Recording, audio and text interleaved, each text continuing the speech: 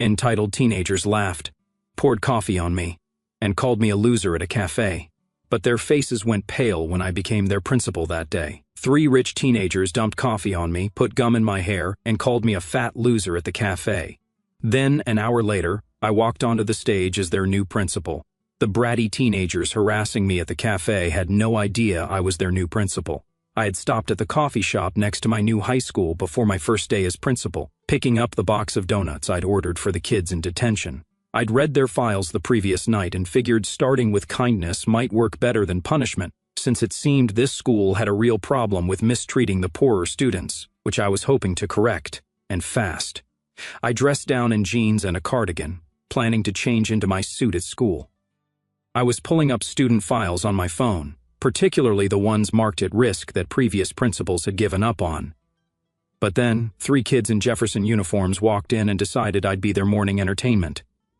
It was clear right away that these weren't the poor kids I was reading about. The first one had a backpack that spelled out Yvonne in rhinestones and a phone that cost more than my rent. She looked at me pondering the menu board and loudly whispered to her friends, "God, old people are so slow. She's been staring at it for like 5 minutes." She turned to the boy next to her. "Liam, look at her squinting. She probably can't see it without her bifocals." I ignored them and ordered a simple latte, then asked for my box of donuts, figuring I'd just get everything and leave without confrontation. This cafe wasn't my school. I wasn't trying to be the boss here. But when Yvonne saw the donut box, she burst out laughing. Of course she's getting a dozen donuts. Look at her. She's definitely eating those all herself. She came up right behind me and added, "That's probably just breakfast. Let me guess, you also drive a minivan because you can't fit in a normal car." The third kid, wearing a varsity jacket with Wyatt on it, pointed at my cardigan and said, "She shops at the same store as my grandma in the plus-size section." While we waited for drinks, they sat at the table next to mine, even though the whole cafe was empty. I tried to focus on the student files, making notes about intervention strategies, but Yvonne started taking pictures of me with her phone. "This is perfect for my Instagram story about fashion disasters," she said, zooming in on my shoes. When my drink came, Wyatt accidentally knocked into me, making me spill coffee on my cardigan and the student files I'd printed. "Oops, sorry, lady," he said with fake concern. But honestly, that stain is an improvement. While I was dabbing at the coffee, Yvonne opened my purse and started going through it. "Let's see what boring people carry," she said, pulling out my reading glasses and putting them on mockingly. "These are like +10 magnification. You're basically blind." I calmly took my glasses back, but they were just getting started. Liam grabbed my phone when it buzzed and looked at the lock screen. "Who's texting you? Your book club?" He held it up to show it was from someone named Margaret. "Margaret? Of course your friends have old lady names." When I reached for my phone, he tossed it to Wyatt, who pretended to fumble and dropped it on the concrete floor. "Whoops, how clumsy of you," he said to me as I heard the screen crack. While I was picking up my phone, Yvonne stuck her gum in my hair, pressing it deep into the strands at the back of my head. "There, now your hairstyle matches your personality, stuck in the past," she said while her friends filmed it. They were laughing so hard other customers were staring. Wyatt tripped while carrying his iced coffee, dumping the entire thing down my back. The freezing liquid soaked through everything while he said, "Oh no, at least now you have an excuse to burn that whole outfit." Yvonne pulled out scissors from her backpack and said, "Actually, let me help." Before I could react, she cut a huge hole in my cardigan sleeve. "Much more fashionable with ventilation," she sneered. When I stood up to leave, Liam blocked my path and announced to the whole cafe that I was probably going to report them because Karens like her always want to speak to the manager. He threw $1 on the ground. "Here's a tip for the entertainment. Buy yourself something nice, like a personality."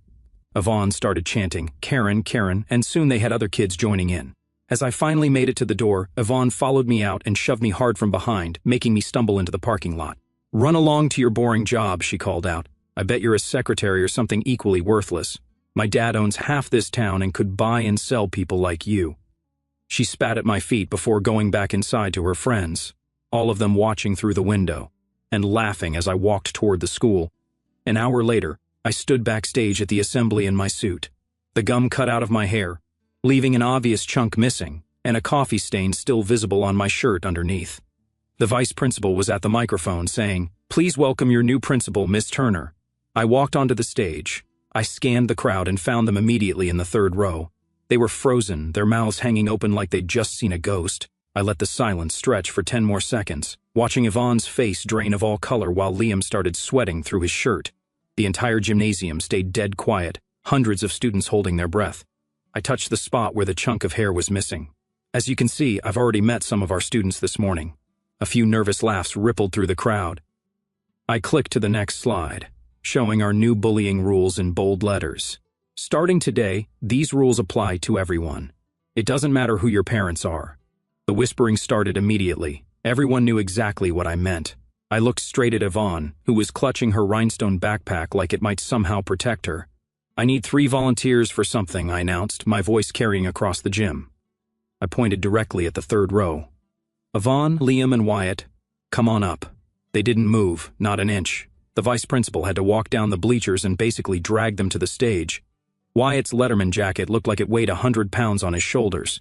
Once they stood beside me on stage, I pulled up the coffee shop security footage on the massive projection screen. "Let's talk about what happened this morning." The entire gymnasium gasped as they watched Yvonne stick gum in my hair, Wyatt dump coffee down my back, and those scissors come out to cut my cardigan. Kids everywhere started grabbing their phones. "Phones away," I said firmly. "This isn't about embarrassing anyone. It's about fixing problems." I turned to face my 3 morning friends. "You 3 get to be the first participants in our new program. Detention starts at 3 o'clock. You'll be eating donuts with the kids I actually bought them for." After the assembly ended, my phone started blowing up immediately. Tariq Ashley wanted to meet right now about his daughter. His text messages got increasingly aggressive with each one I didn't answer. I spent the next hour going through files on at-risk kids instead. Every single file showed the same pattern. Rich kids' problems mysteriously disappeared, while poor kids got punished for the smallest infractions. Margaret knocked on my door and walked in, carrying a massive folder.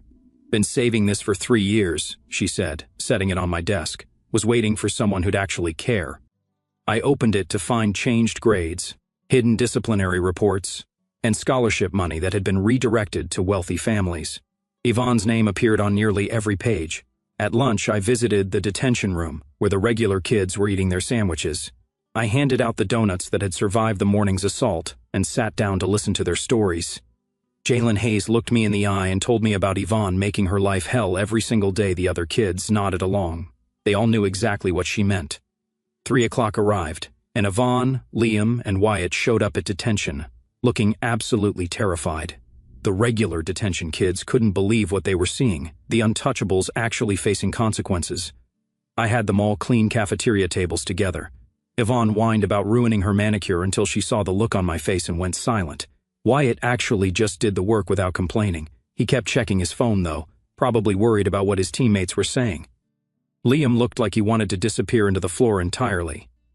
After detention ended, Tariq Ashley was waiting in my office with Mario Vinograd from the school board. They were both furious about me humiliating students in front of the whole school. I calmly showed them the coffee shop video and then opened Margaret's folder. Mario's face changed quickly when he saw the documentation about scholarship fraud. That night, Yvonne started posting on Instagram with hashtag #PrincipalPowerTrip. She'd edited the videos to make herself look like the victim, cutting out all the parts where she'd attacked me. But then Jalen and other kids started posting their own stories with hashtag #JeffersonTruth. Within hours, everyone was talking about what really went on at our school. The next morning, I started a free breakfast program for everyone. The cafeteria was packed with kids who usually didn't eat until lunch, if they ate at all. Carrie Snow cornered me in the hallway between classes. "You're messing up everything," she hissed. "We need those rich families' money to keep this school running." At lunch, I noticed Liam sitting completely alone at a table. His usual friends wouldn't even look in his direction anymore. Aurora Mlan showed up with a news camera crew in tow. She wanted to talk about the viral video that was spreading across social media. I told her no, but she was already interviewing kids outside the building. "I wonder what kind of school lets these kids carry scissors in their backpacks," she said. The way Yvonne just happened to have them ready to cut someone's clothes makes me curious about what else she's done before. That afternoon's detention was bigger. I'd caught 6 more kids bullying others. The rich kids looked genuinely shocked that rules actually applied to them now. After detention ended, Wyatt lingered behind and started to tell me something about his dad and the pressure to maintain a family image, but he stopped mid-sentence and walked away. Day 3 brought an emergency board meeting. The room was packed to capacity. Tariq Ashley stood up, demanding I be fired immediately. while other parents defended my actions. Margaret stood up from her seat and showed the board her 3 years of documented proof. The room went completely silent as they absorbed what they were seeing. Mario announced that they would be conducting a full audit of the school's financial and disciplinary records. Several board members looked like they might throw up right there. That night, someone spray-painted snitch across my car in bright red letters. The security footage showed someone in a hoodie, but you couldn't make out who it was. The next morning, Liam was waiting outside my office when I arrived. He looked exhausted. That's when he told me his family was actually broke. They'd been pretending to have money just so he could fit in with the wealthy kids. I got him enrolled in the free lunch program without anyone else knowing. He started crying and told me about other kids doing the exact same thing, living lies to avoid being targets. The audit results came back, showing that scholarship money meant for poor kids had been systematically redirected to wealthy families who made donations. Tariq Ashley's name appeared on nearly every transaction. At the next assembly, I announced that all school financial matters would be completely public from now on. You could feel the wealthy parents panicking from their seats in the back. Yvonne showed up to detention wearing regular jeans and a plain t-shirt. No designer labels, no rhinestones, nothing flashy at all. She and Jalen ended up working at adjacent tables. They didn't speak to each other, but something in the air had definitely shifted. The state education department announced they were launching a full investigation into Jefferson High. Mario Vinograd resigned from the board that same day. A week later, Wyatt quit the football team. His dad stormed into my office, screaming about family reputation and how I'd ruined his son's future. I offered Wyatt a chance to coach little kids' sports as community service instead. He said yes immediately, looking more relieved than I'd ever seen him. Aurora Mland's news story aired that evening with the title Revolution at Jefferson High. She'd interviewed dozens of kids outside the school, and watching it made my chest tight with something between pride and worry. "I finally feel safe here," one freshman told the camera, clutching her books like the rules actually meant something now. Another kid, wearing a worn jacket, looked straight at the camera and said, "Miss Turner sees us, the real us, not just our parents' bank accounts." The segment ran for 12 minutes, showing before and after footage of the school, interviews with students from both sides of the economic divide, and ended with Aurora standing in front of Jefferson's main entrance, saying this was just the beginning of major changes. The next morning, health inspectors showed up at 3 of Tariq Ashley's restaurants. He stormed into my office around noon, his face purple with rage. "You did this." He slammed his hands on my desk. "Don't pretend this is a coincidence." I kept my voice level. "The health department says it's routine inspections. Nothing to do with me or the school." He leaned in close enough that I could smell his expensive cologne. "You've made a powerful enemy, Turner. This isn't over." After he left, I walked through the hallways during the passing period and heard something that stopped me cold. Yvonne was standing by her locker facing Jalen Hayes. "I'm sorry," Yvonne said, her voice barely audible over the hallway noise. "For everything, the names, the shoving, the stuff." Jalen cut her off. She looked Yvonne up and down, taking in the plain clothes, the lack of makeup, the way Yvonne couldn't quite meet her eyes. Then Jalen just nodded once and walked away. 3 weeks had passed since that first assembly, and the breakfast program had grown beyond what I'd imagined. We were serving dinner now, too, and the cafeteria stayed open until 7 o'clock every night. Local businesses started donating when they found out how many kids had been going hungry.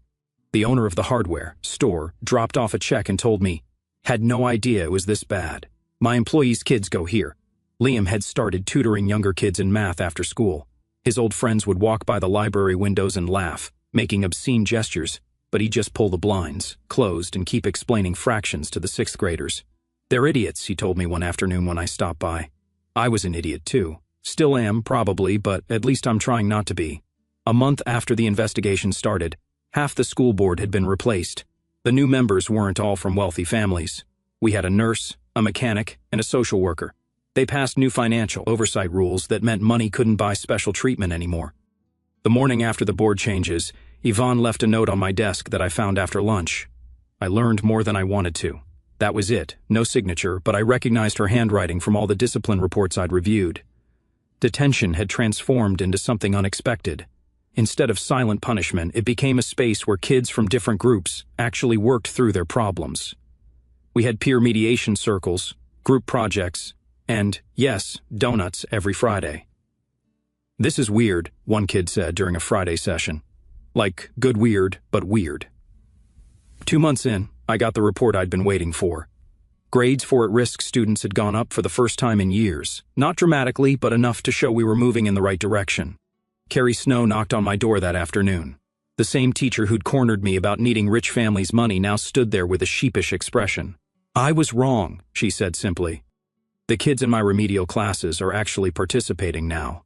Could you help me understand what you're doing?" We spent an hour talking about engagement strategies and meeting students where they were instead of where we thought they should be. Margaret got promoted to vice principal after the previous one submitted his early retirement papers. Nobody was surprised. He'd been part of the old system for too long. Finally, Margaret said, moving into her new office, 23 years of ideas I can actually implement now.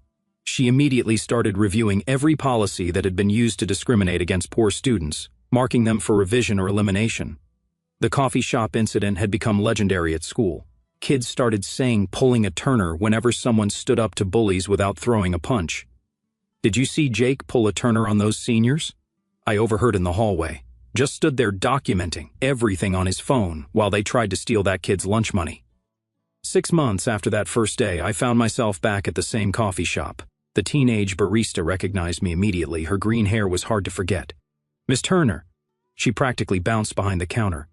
"My little brother actually likes school now. He used to fake sick like 3 times a week." She made my latte with extra care, drawing a little heart in the foam. "On the house," she said, waving away my money. Wyatt's coaching program had 40 kids signed up. It started with just basic sports skills, but it had evolved into mentorship. I watched from my office window as he taught them not just how to throw a football, but how to lose gracefully and win with humility. "It's the first time I felt useful," Wyatt told me after practice one day, his face flushed from running drills. Not just popular or talented, actually useful. His father hadn't spoken to him in 2 months, but Wyatt seemed lighter somehow, like he'd put down a weight he didn't know he'd been carrying. Liam's grades had shot up once he stopped spending all his energy on maintaining his fake rich kid persona. "Turns out, when you're not constantly stressed about fitting in, you can actually focus on learning," he said. "Got into the honors math class for next year," he told me, holding the placement letter like it was made of gold. My mom cried when she saw it. Good tears, though. The spring semester brought something I never expected, a letter from the state education board. They wanted me to present at their annual conference about what we'd done at Jefferson. I almost said no, but Margaret convinced me it could help other schools dealing with the same problems. "You have to share this," she said, waving the invitation. "Think about all the kids at other schools going through what ours went through." The presentation was scheduled for May, which gave me 2 months to prepare. I decided to bring students with me, let them tell their own stories instead of me speaking for them. Jalen volunteered immediately. "I want other kids to know it can get better," she said, already making notes about what she wanted to say. To my surprise, Liam asked to come too. "I need to own what I did," he told me. "Maybe hearing from someone who was part of the problem can help." The local paper ran a feature about Jefferson's transformation. They interviewed dozens of people, students, parents, teachers, even the owner of the coffee shop where everything started. "She walked in here covered in coffee and gum, and I thought she was going to break down," the barista told the reporter. Instead, she bought her donuts and went to work. The coffee shop barista giving free lattes to the principal who got covered in gum there. That's some beautiful full-circle karma. From sticky mess to foam hearts in just 6 months flat. That's when I knew things were going to change. Wyatt's mom called me one afternoon, crying. "He's like a different person," she said through tears. "He actually talks to us at dinner now, tells us about the kids he's coaching, their progress. We haven't seen him this happy since middle school." The coaching program had become so popular we had to add evening sessions. Wyatt recruited other athletes who'd quit their teams to help out. They weren't the stars anymore, but they seemed more genuine, more real. One Thursday, I walked past the detention room and heard laughter. Real laughter, not the mean kind. Inside, kids from every social group were working on a mural together for the cafeteria wall. They decided the theme themselves. Jefferson United.